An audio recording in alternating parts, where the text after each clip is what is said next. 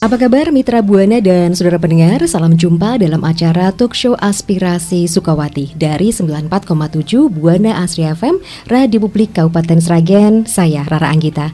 Aspirasi Sukawati edisi hari ini membahas tema mengenai hindari 4T dalam stunting bersama Dinas Pengendalian Penduduk, Keluarga Berencana, Pemberdayaan Perempuan dan Pelindungan Anak, PPKB PPPA Kabupaten Sragen dan Penyuluh KB Kecamatan Gondang.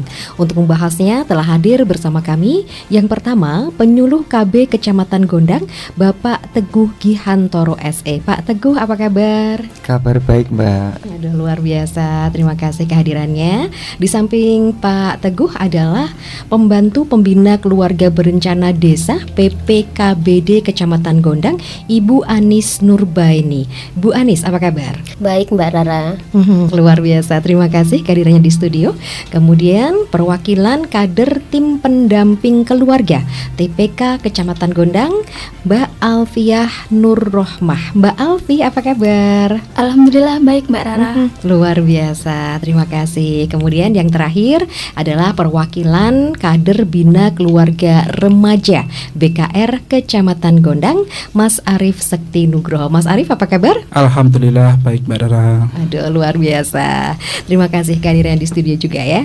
Baik Mitra Buana dan saudara pendengar, Anda bisa menyimak Aspirasi Sukawati hari ini melalui live streaming kami di lppl.buanaasrisragen.com. Pak Teguh, Bu Anis, Mbak Alfi, Mas Arief, kita bahas mengenai hindari 4T dalam stunting.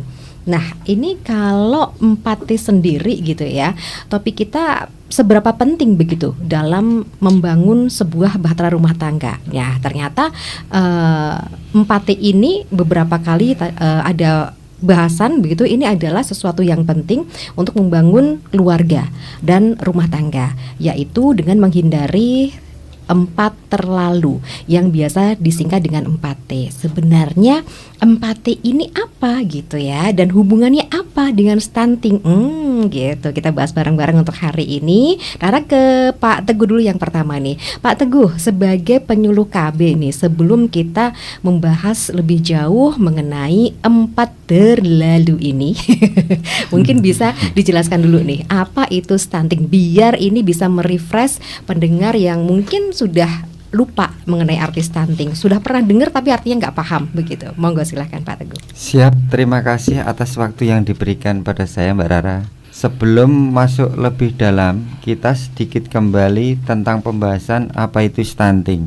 Menurut definisi stunting adalah kondisi gagal tumbuh pada anak yang disebabkan oleh kekurangan gizi kronis, terutama pada 1000 hari pertama kehidupan, yaitu sejak ibu hamil hingga anak berusia 2 tahun. Stunting tidak hanya mempengaruhi tinggi badan anak, tapi juga berdampak pada perkembangan otak dan kemampuan belajar anak di masa depan nanti. Menurut saya tentang definisi stunting seperti itu Mbak Rara.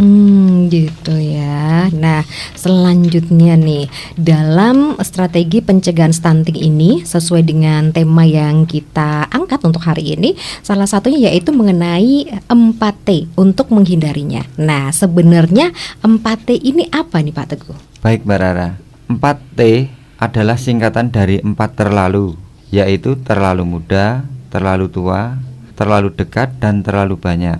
Ini adalah kondisi di mana seorang perempuan atau wanita usia subur yang disingkat WUS yang masuk dalam fase kehamilan yang berisiko tinggi yang nantinya akan mempengaruhi kesehatan ibu hamil dan perkembangan janin, yang menjadikan salah satu faktor yang menyebabkan stunting itu sendiri. Seperti ini kurang lebihnya definisinya dari 4T Mbak Rara. Gitu ya. Ini ada singkatan baru lagi ya, wanita usia subur WUS. Baru tahu nih BUS gitu ya. Oh iya. Nah, ini baru dengar nih Rara, ini banyak sekali singkatan-singkatan yang ada di KB ini gitu ya. Nah, spesifiknya gitu ya, kategori spesifiknya itu seperti apa ini Pak Teguh? Ya Mbak Rara, untuk kategori 4T sendiri yaitu yang pertama itu terlalu muda nggih. Itu artinya seorang wanita usia subur yang hamil atau melahirkan di usia di bawah 21 tahun. Yang kedua itu terlalu tua. Itu artinya itu seorang wanita usia subur yang hamil atau melahirkan di atas usia 35 tahun. Yang ketiga itu terlalu dekat. Itu artinya seorang wanita usia subur yang jarak antar kehamilan kurang dari 2 tahun.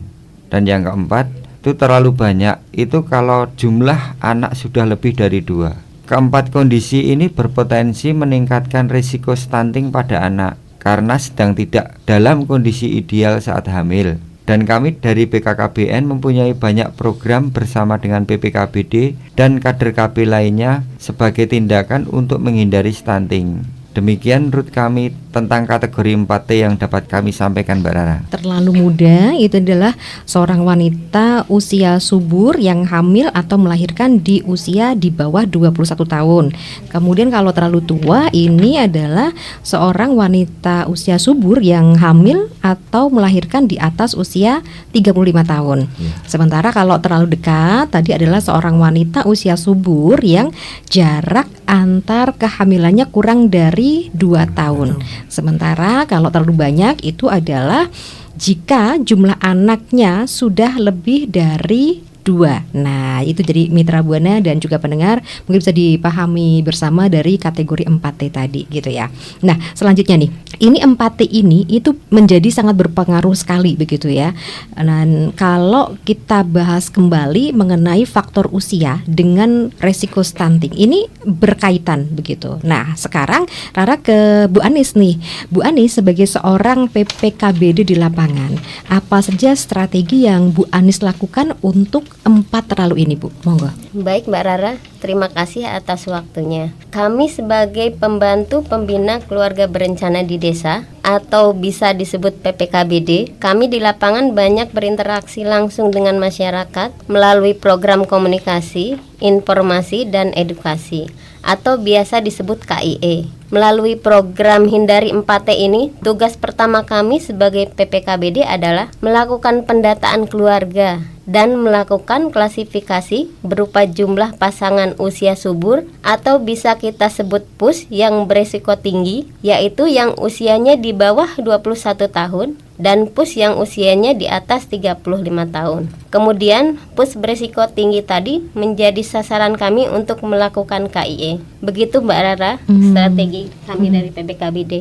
Iya nih, kalau dari programnya sendiri nih Bu Anis nih, menurut program dari BKKBN nih, mungkin bisa dijelaskan lebih lanjut bagaimana langkah kader KB di lapangan agar PUS ini bisa untuk menghindari 4T. Monggo. Begini Mbak Rara, seseorang bisa disebut sebagai PUS berisiko tinggi jika pasangan perempuan berusia di bawah 21 tahun dan berusia di atas 35 tahun. Inilah yang menjadi target KIE kami. Kami melakukan KIE ini dengan harapan PUS perempuan yang berusia di bawah 21 tahun tadi untuk menunda kehamilan dengan menggunakan kontrasepsi jangka pendek seperti kondom, suntik atau pil KB. Kemudian untuk PUS yang berusia di atas 35 tahun, kami berikan KIE untuk tidak hamil lagi karena sudah memasuki usia rentan dan berisiko tinggi. Kita arahkan untuk menggunakan kontrasepsi jangka panjang atau biasa kita sebut KB-MKJP, yaitu implan, IUD, MOW,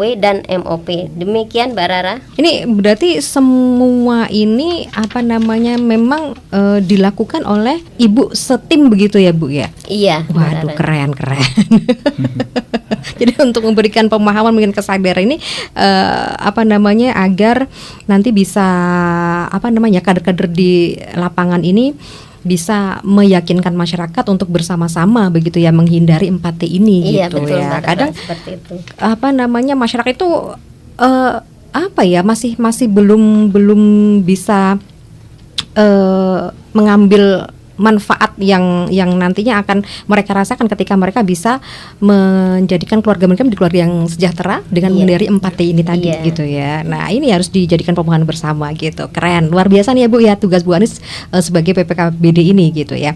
Nah, selanjutnya nih Rara ke Mbak Alfi nih. Mbak Alfi, kalau Mbak Alfi kan kader TPK nih. Sebagai kader TPK, mohon dong dijelaskan sedikit begitu tugasnya Mbak Alfi sebagai tim pendamping keluarga ini ke masyarakat apa saja? Monggo silakan. Baik, terima kasih atas waktunya. Sebagai anggota tim pendamping keluarga di lapangan, saya bersama tim memiliki tanggung jawab untuk mendampingi masyarakat dalam upaya menjaga kesehatan calon pengantin, ibu, dan anak, khususnya dalam mencegah terjadinya kehamilan 4T, yaitu terlalu muda, terlalu tua, terlalu dekat, dan terlalu banyak. Kemudian kami juga melakukan pendampingan kepada calon pengantin untuk mempersiapkan pasangan menuju pernikahan dan kehidupan berkeluarga yang lebih sehat dan sejahtera. Kira-kira seperti itu Mbak Rara.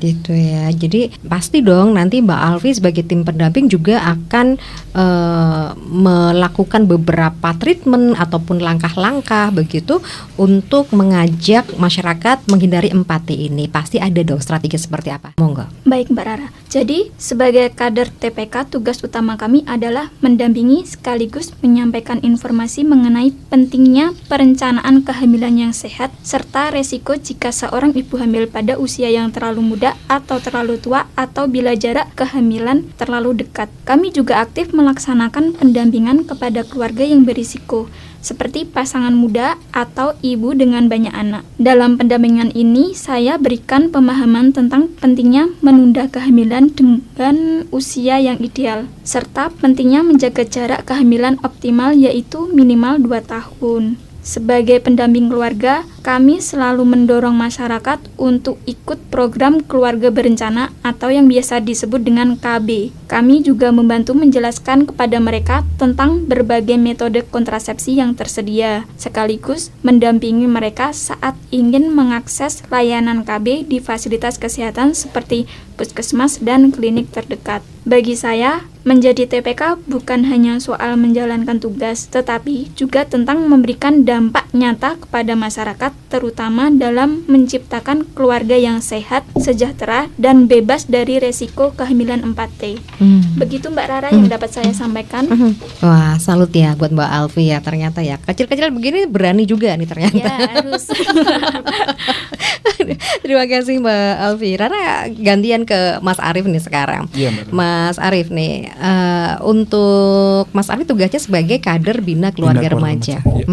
Ini mohon dijelaskan peran dari kader Bina Keluarga Remaja ini di lapangan apa saja ini Mas Arif? Ya, baik Mbak Rara. Pertama, kami dari kader Bina Keluarga Remaja seringkali melaksanakan komunikasi, informasi, dan edukasi kepada kelompok masyarakat, khususnya bagi yang mempunyai anak remaja. Kami menyampaikan banyak hal termasuk tentang program 4T ini. Salah satunya adalah terlalu muda atau biasa yang dikenal oleh masyarakat umum yaitu pernikahan dini. Tentu dalam dinamika masyarakat banyak sekali faktor yang mempengaruhi seorang untuk melakukan pernikahan dini, baik dari faktor sosial, budaya, maupun ekonomi. Kami selalu senantiasa memberikan edukasi bagi mereka untuk menghindari hal tersebut.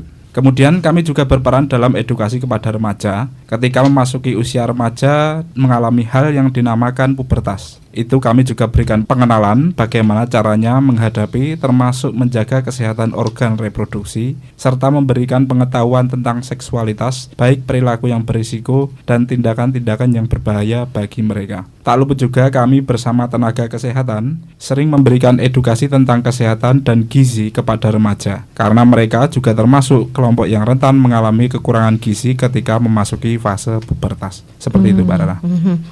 Fase pubertas. Nah, kalau untuk pubertas ini sendiri nih Mas Arif nih, sebagai kader, bagaimana peran orang tua saat remaja mereka tuh mengalami pubertas dan apa sih yang harus dilakukan demi menghindari 4T ini? Ya, baik Mbak Rara. Kami pada saat memberikan edukasi selalu menekankan kepada orang tua bahwa bagaimana caranya berkomunikasi aktif dengan anak remaja yang saat ini itu cenderung memilih gawai atau handphone sebagai sarana komunikasi utama. Dan tidak sedikit sekali orang tua yang terlalu sibuk dengan pekerjaannya sering mengabaikan dengan komunikasi dengan anaknya. Padahal di fase pubertas ini, anak remaja juga sangat membutuhkan orang tua sebagai media komunikasi langsung. Maka dari itu kami selalu menekankan kepada orang tua untuk selalu berkomunikasi aktif dengan anak remaja. Karena saat remaja itu adalah waktu yang kritis bagi anak untuk menerima perubahan perilaku. Dan apabila tidak diberi stimulasi positif, maka anak akan cenderung mengikuti kultur lingkungan lingkungan sosial di sekitar yang menurut saya saat ini lebih banyak negatifnya daripada positifnya, Mbak Rara.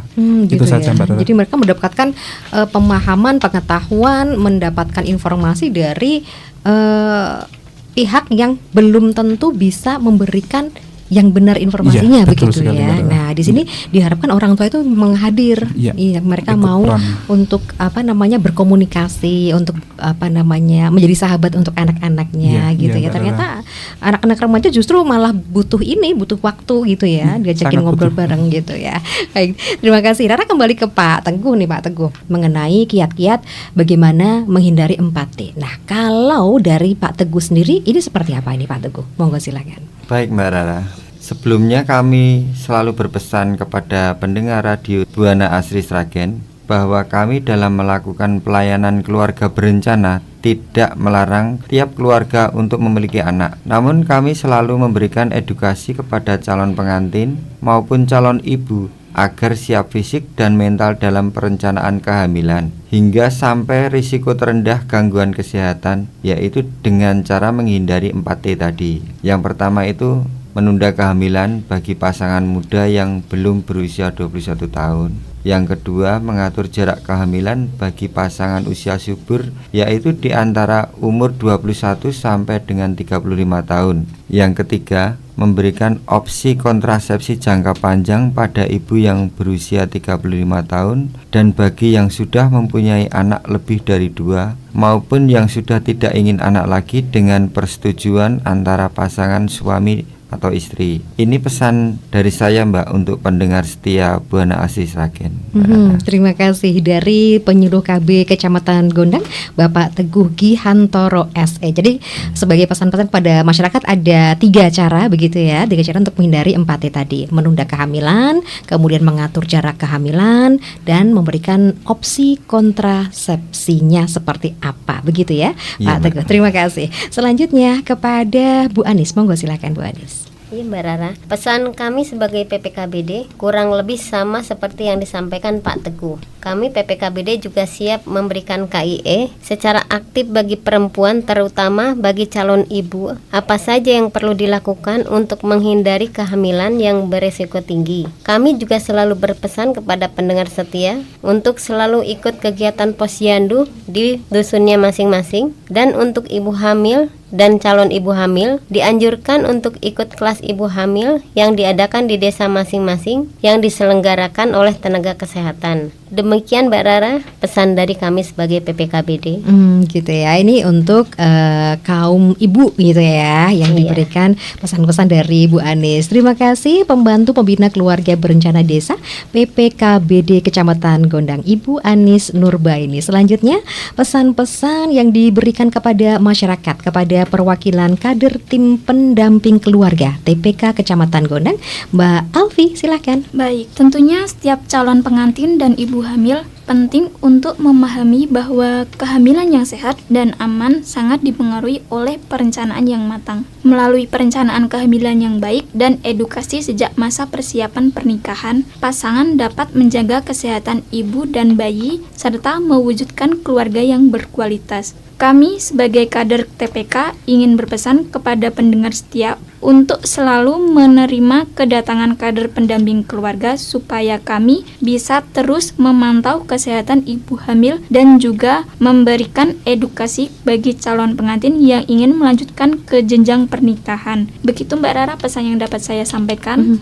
Terima kasih Mbak Alfiah Nur Rohmah, perwakilan dari kader tim pendamping keluarga TPK Kecamatan Gondang, yang lebih berpesan kepada calon pengantin dan ibu hamil. Selanjutnya yang terakhir, perwakilan kader Bina Keluarga Remaja BKR Kecamatan Gondang, Mas Arif. Monggo silakan Mas Arif. Baik Mbak Rara, kami dari kader Bina Keluarga Remaja sendiri ingin berpesan kepada pendengar setia Radio Buana Asri FM bahwa 4 terlalu ini sangat rentan terjadi pada perempuan, terutama yang berusia di bawah 21 tahun. Dan kami saat ini juga punya jargon untuk seluruh pendengar setia, yaitu 2125 keren. Apa itu? Pernikahan ideal untuk perempuan usia 21 tahun dan laki-laki di usia 25 tahun, sehingga kelak nanti bisa merencanakan kehidupan keluarga yang sejahtera dan terencana. Begitu saja Mbak Rara, informasi dari kami, semoga bermanfaat. Siap, 2125 keren. Nah, ini adalah pesan dari perwakilan kader Bina Keluarga Remaja BKR Kecamatan Gondang, Mas Arief Sekti Nugroho. Aduh, luar biasa, untuk hari ini kita sudah membahas mengenai hindari 4T dalam stunting. Terima kasih ilmu yang luar biasa dari penyuluh KB Kecamatan Gondang. Salam sukses, sehat, sukses semuanya untuk tugas-tugas penyuluh KB Kecamatan Gondang. Baik, Siap, terima Mbak kasih. Rara. Terima kasih Mbak Rara. Demikian mitra Buana dan saudara pendengar Aspirasi Sukawati edisi hari ini dengan tema Hindari 4T dalam stunting bersama Dinas Pengendalian Penduduk, Keluarga Berencana, Pemberdayaan Perempuan dan Perlindungan Anak PPKB PPPA Kabupaten Sragen dan penyuluh KB Kecamatan Gondang. Semoga bermanfaat. Saya Rara Anggita dan segenap tim yang bertugas mengucapkan terima kasih kebersamaan dan perhatian Anda. Sampai jumpa dalam acara Aspirasi Sukawati edisi selanjutnya. Terima kasih.